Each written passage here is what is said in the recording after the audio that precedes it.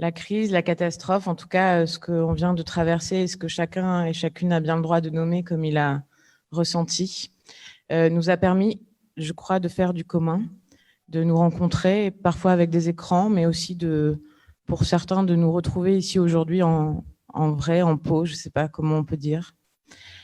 Ça nous a aussi et surtout permis d'écouter ce qui se passe en nous dans une situation inédite. Donc on peut dire un état de crise, mais on peut dire ce qu'on veut. Et nous, ce qui s'est passé à la Métive, et ça a été assez fort, c'est une incompatibilité totale avec la docilité.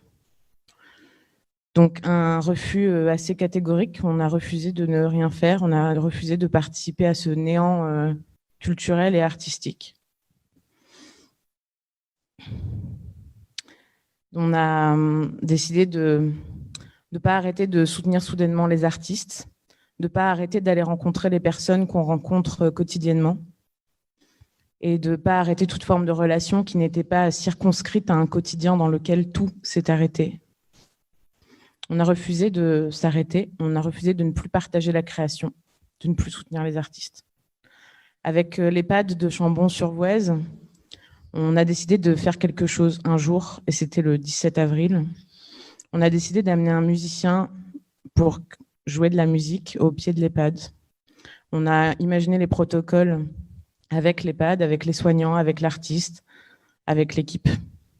On a bien lu les nouvelles règles qui dirigeaient notre quotidien pendant ces semaines, celles des attestations de sortie. Et on a décidé qu'on pouvait aussi inventer à partir de là. Donc, cocher la case assistance à des personnes vulnérables de l'attestation, même si on aurait aimé profondément que cette case se soit appelée assistance à des personnes libres et dignes. Je crois qu'il a fallu beaucoup d'indocilité pour ne pas briser cette capacité qu'on a d'altérité, de relation, de création.